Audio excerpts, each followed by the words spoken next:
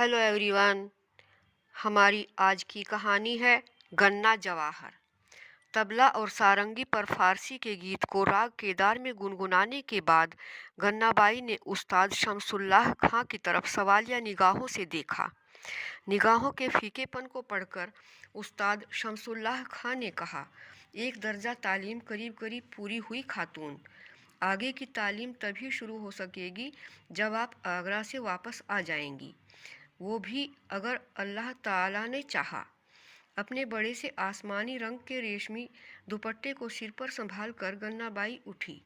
बाअदब झुककर उस्ताद और साजिंदों को आदाब अर्ज किया और दरवाजे की झालरों को हटाकर बाहर निकल गई। गन्नाबाई फर्रुखाबाद के नवाब अहमद खां बंगस की घुड़सवार टुकड़ी के ईरानी सरदार अरमान शाह तथा अपने समय की मशहूर गायिका और नृत्यांगना मन्ना बेगम की इकलौती बेटी थी। ईरानी सरदार अरमान शाह ने दिल्ली में अपने एक रईस दोस्त के जलसे में जब मन्ना बेगम का नाच गाना देखा सुना तो दिलो जान से लुट के रह गया था। असलियत में वह स्वयं एक अदना सा शायर होने के नाते कलाकारों का कदरदान था। मजलिस के बाद जब मन्ना बेगम से परिचय हुआ तो पता चला कि वह भी एक सुलझी हुई शायरा थी और हाल फिलहाल अपना ही गीत गा रही थी। उनकी मुलाकातें होने लगीं और शेरो शायरी के सिलसिले ने उनके बीच आकर्षण का ऐसा सूत्र बांध दिया कि परिणति निकाह के रूप में हुई। निकाह के बाद अपने शोहर अरमान शाह की इच्छा पर मन्ना बेगम ने नाच गाना छोड़कर घरेलू पर्दा नशीन बीवी का रूप स्वीकार कर लिया था। अम्मी और अब्बाजान की तमाम मानसिक और शारीरिक खूबसूरती की अनुपम कृति थी गन्नाबाई। उसने अपनी अम्मी की आवाज़ो अदा की नजाकत और मृदुलता अपनी आत्मा में उतार ली। नृत्य की वे ही कलात्मक कातिल भंगिमाएं और वैसा ही शायरी का खुमार उसमें लाजवाब था।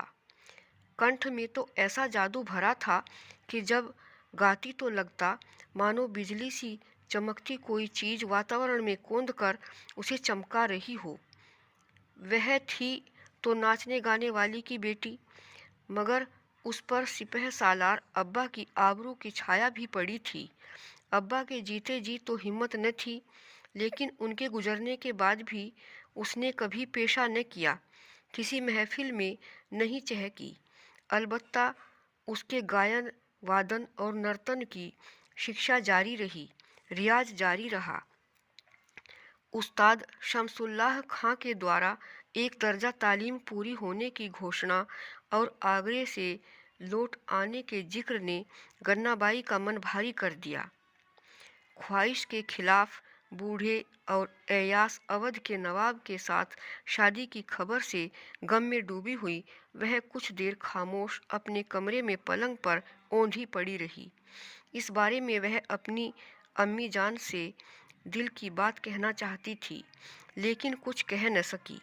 फिलहाल कुछ कहने की हिम्मत और इरादा करके वह पलंग से उठी और अम्मी के कमरे की तरफ चली तो रेशमी गरारे के आपसी घर्षण से पैदा हुआ घर घर का स्वर भी उसके साथ चला।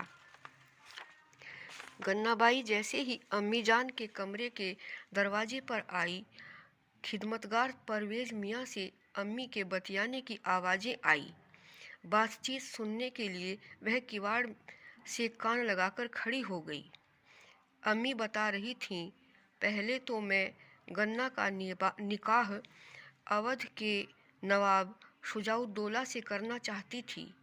उनके शिया होने के बावजूद रिश्ते का कोलो करार भी कर चुकी थी, मगर जब यह मालूम हुआ कि उनके हरम में बेगमों के नाम पर करीब 800 लोंडियों का परीखाना है, तब इरादा बदलना पड़ा। बहुत सही किया बेगम साहिबा, समर्थन में परवेज मियाँ बोले। दिल्ली के मुग़ल दरबार में भी शुजाउद्दौला की कोई खास इज्जत आबरू नहीं है। इससे उनका राजनीतिक भविष्य भी चमकदार दिखाई नहीं पड़ता। मैं तो कहता हूँ आपका इरादा ठीक बदला। इस सूचना के कान में पड़ते ही गन्नाबाई ने राहत की सांस ली। तभी अम्मी ने परवेज मियाँ को दूसरी सूचना दी।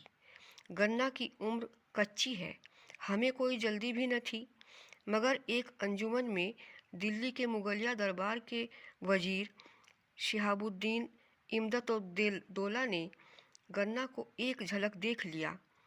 ऐसे लट्टू हुए कि सौगात भेजी और हाथ मांग लिया। मैं इसके लिए मना न कर सकी, क्योंकि आखिर वे मुग़ल बादशाह के वजीर हैं और काफ़ी ताकतवर भी। लेकिन बेगम साहिबा, उनकी उम्र अपनी बेटी से गोया 3 गुना तो होगी ही। परवेज मियाँ जैसे इस रिश्ते से भी खुश नहीं थे, परंतु अम्मी जान ने तेजी से जवाब दिया, शोहर की उम्र नहीं, ओहदा और औकातो शान देखी जाती है। शुभचिंतक खिदमतगार परवेज मियाँ ने इस पर भी कहा, हाँ, वे अवध के नवाब जैसे तो नहीं, मगर बेगम साहिबा, उनके हरम में भी 13 बीवियाँ तो हैं ही। तो क्या हुआ, 14वीं अपनी गन्ना हो जाएगी। गन्ना की खूबसूरती और हुनर उसे जल्दी ही बेगम आला बना देगी। वो छा जाएगी वजीर के दिलो दिमाग पर और मौज करेगी, मौज। जी, अगर यह सच हुई तो उस खुदाबंद करीम का करम होगा। आपकी ये सोच सच साबित हो बेगम साहिबा, इसी में हम सबका भला है। और वृद्ध खिदमतगार अनमना कर उठा और बाहर निकल गया। बुजुर्ग के साथ निगाह की खबर सुनकर गन्नाबाई के मुख पर मुर्दनी सी छा गई। अवध के नवाब रूपी कुएं से निकालकर दिल्ली के वजीर रूपी झेरे में डालने की तैयारी की जा रही थी। उसके तो हृदय की आँखियों में एक जवान और सुंदर पुरुष की बीवी होने का सपना पल रहा था। वह किवाड़ की दरार से कमरे में झांकी तो अम्मी जान पान की गिलोरी मुंह में दबा रही थी। गन्नाबाई अम्मी के इरादों से वाकिफ थी कि वो कितने पक्के होते हैं। वायदा करने के बाद मुकरना उनके खून में नहीं। फिलहाल इस मुतल्लिक बात करना फिजूल होगा। लिहाजा निराश होकर गन्नाबाई अपने कमरे में लौट गई।